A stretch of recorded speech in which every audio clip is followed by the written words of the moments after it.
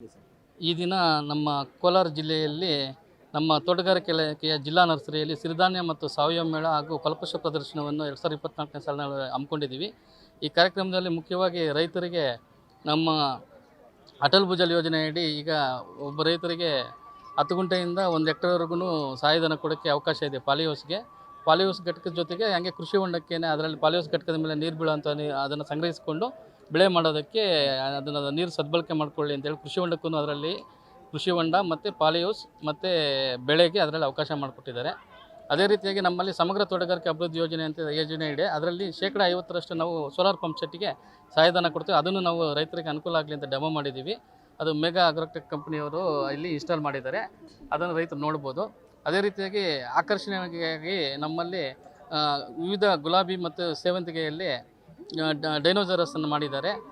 ಒಂದು ಗ್ಲೋಬ್ ಮಾಡಿದ್ದಾರೆ ಸೇವಂತಿಗೆಯಲ್ಲಿ, ಮತ್ತು ಬಾಳೆದು ಎಳೆಯಲ್ಲಿ ಒಂದು ಮಂಟಪ ಮಾಡಿದ್ದಾರೆ. ಆಮೇಲೆ ಡಾಕ್ಟರ್ ಬಿ ಆರ್ ಅಂಬೇಡ್ಕರ್ ಸಾಹೇಬ್ರದ್ದು ನಮ್ಮದು ಒಂದು ಮಂಟಪ ಮಾಡಿ ಅದಕ್ಕೆ ನಮ್ಮ ಜಿಲ್ಲಾ ಉಸ್ತುವಾರಿ ಸಚಿವರು ಮತ್ತು ನಮ್ಮ ಶಾಸಕರು, ಜನಪ್ರಿಯ ಶಾಸಕರು ಮತ್ತು ವಿವಿಧ ಎಲ್ಲ ನಮ್ಮ ಮುಖಂಡರೆಲ್ಲನೂ ಅದಕ್ಕೆ ಪುಷ್ಪನಮನ ಎಲ್ಲ ಮಾಡಿದ್ದಾರೆ. ಅದೇ ರೀತಿಯಾಗಿ ಸಿರಿಧಾನ್ಯಗಳಲ್ಲಿ 2 ಅಲಂಕಾರಿಕ ಎಲ್ಲ ಮಾಡಿದ್ದಾರೆ. ಮತ್ತು ಹಳ್ಳಿ ಮನೆ ಮತ್ತು ಹಳ್ಳಿ ಸುಡುಗೆಲ್ಲ ಮಾಡಿದ್ದಾರೆ. ಮತ್ತು ನಮ್ಮ ಮನೆಯಲ್ಲಿ ಸಿಗೋಂಥ ವೇಸ್ಟ್ ಬಾಟ್ಲ್ಗಳಲ್ಲಿ ಅದನ್ನು ಯಾವ ರೀತಿ ನಾವು ಯೂಸ್ ಮಾಡ್ಬೋದು ಅಂತ ಹೇಳ್ಬಿಟ್ಟು ಅದನ್ನೆಲ್ಲ ವಿವಿಧ ಆಕೃತಿಗಳನ್ನು ಮಾಡಿ ಅದರಲ್ಲಿ ಗಿಡ ಯಾವ ರೀತಿ ಬೆಳೆಸಬೇಕು ಅಂತೆಲ್ಲ ಅದನ್ನೆಲ್ಲನೂ ನಾವು ಲೈವ್ ಆಗಿ ಎಲ್ಲ ನಮ್ಮ ಪಟ್ಟಣದಲ್ಲಿ ಸಿಗುವಂಥ ವೇಸ್ಟ್ ಬಾಟ್ಲ್ 2 ಲೀಟ್ರ್ ವಾಟರ್ ಬಾಟ್ಲುಗಳು ಮತ್ತು ಬೇರೆ ಥರ 5 ಲೀಟ್ರ್ ಆಯಿಲ್ ಕ್ಯಾನ್ಸು ಆ ಥರನೆಲ್ಲ ಕೊಯ್ದುಬಿಟ್ಟು ಬೇರೆ ಆ ಥರ ಆಕಾರ ಕೊಟ್ಟು ಅದಕ್ಕೆ ಅದರಲ್ಲಿ ಗಿಡ ಯಾವ ಥರ ಬೆಳೆಸ್ಬೋದು ಅಂತೆಲ್ಲ ಅದೆಲ್ಲ ಮಾಡಿದ್ದೀವಿ.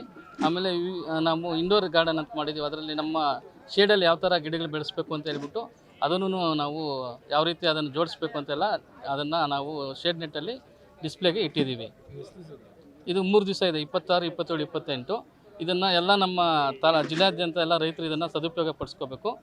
ತುಂಬ ಚೆನ್ನಾಗಿದೆ. ಮತ್ತು ಅದೇ ರೀತಿಯಾಗಿ ಎಲ್ಲ ನಮ್ಮ ರೇಷ್ಮೆ ಇಲಾಖೆ, ಮೀನುಗಾರಿಕೆ ಇಲಾಖೆ, ಪಶುಸಂಗೋಪನಾ ಇಲಾಖೆ, ತೋಟಗಾರಿಕೆ ಮತ್ತು ಕೃಷಿ ಇಲಾಖೆ, ಕೃಷಿ ವಿಜ್ಞಾನ ಕೇಂದ್ರ, ಇತರೆ ಎಲ್ಲ ನಮ್ಮ ರೈತರಿಗೆ ಸಂಬಂಧಪಟ್ಟ ಎಲ್ಲ ಇಲಾಖೆಗಳು, ಮಹಿಳಾ ಮತ್ತು ಮಕ್ಕಳ ಅಭಿವೃದ್ಧಿ ಇಲಾಖೆ, lead bank, Canara bank, SBI ನಮ್ಮ ರೈತರಿಗೆ ಏನೇನು ಸೌಲಭ್ಯ ಸಿಗ್ತದೆ ಅಂತೆಲ್ಲ ಮಳಿಗೆಗಳನ್ನು ಹಾಕಿದ್ದಾರೆ.